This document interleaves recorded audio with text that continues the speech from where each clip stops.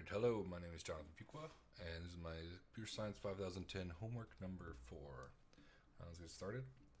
Here, the first problem is we're supposed to basically create a method that reverses an integer, basically. So, we'll run this function.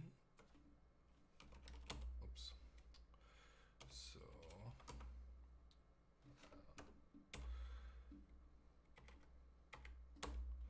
So we want to enter 4, 5, 6, 7, and return 7, 5, 6, 4.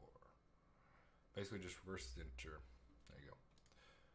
Moving on to number 2. We're supposed to find all the twin primes from 0 to 1,000 and display the output as with parentheses and stuff. So I have this function to determine if a number is prime, and then if a number is prime and the number greater, or the number two numbers after that number is prime, it outputs. So if we want to run this, I forgot what it's called. Okay, twin primes. Run it, and as you can see, it outputs all the twin primes below 1,000. Fun stuff.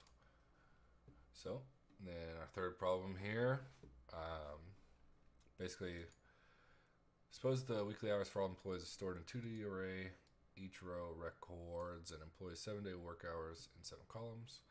And then right program displays employees and their total hours in decreasing order of their total hours. So I have print employees, just to print the employees. It kind of shows which employee it is and how many hours they have. So I can compare them. Here I have my sort. Basically, if the first one's greater than the second one, replace it. And that's used in the vector sorting down here. Yeah, so here's my data. I just hard-coded it. And then I have a vector with the employee hours worked, which has each employee as the index. And then I go through and I sum them. I guess I don't really need this. But I summed the employee hours based on this and threw it in here on each row. And then I print it to see what it is before we sort. And then we sort them in descending fashion. And after that, we print it just to make sure that the sorting worked. So we'll run this. As you can see here, 37, 48, 21, 40, 27, respectively, and then it sorts them based on their employee. Yeah, fun stuff. Alright, moving on to the last problem. This one was rather long. Basically, we're supposed to make a game of tic-tac-toe and tell them if there's a win, draw, or a loss, or basically a win or a draw. So I have my board here. We have our first player. Here we draw the board. It's a function to draw the board on the screen. Basically, pretty simple. And then here's where we handle the inputs of the player. So if they choose 1, it marks it for the player. Here we change the player so that it alternates between each turn. This function is used to see if there's a win, if there's a draw,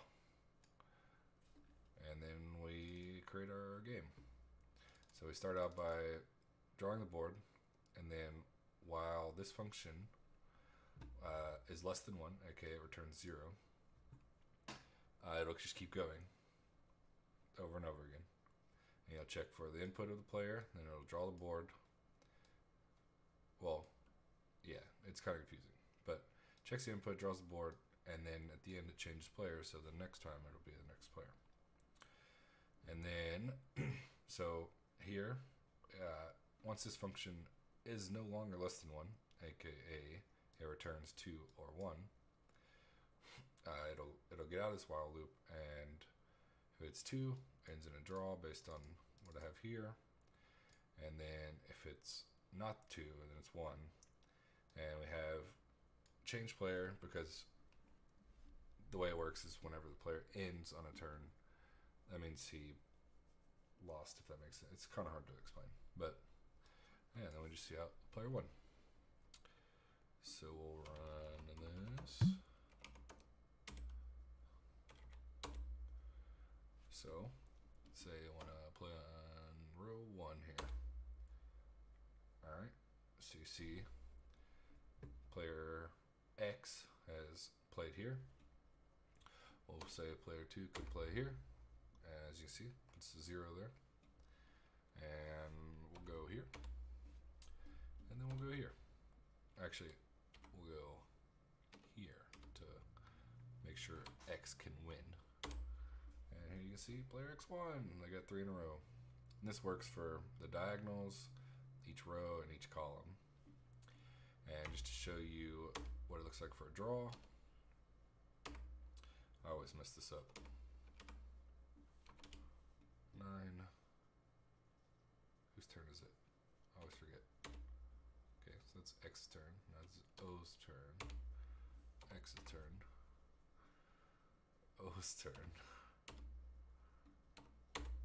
Game ends in a draw. Yay. So yeah, that's my homework for Computer Science 5010. Yeah, let me know if you have any questions in the comments. Thanks.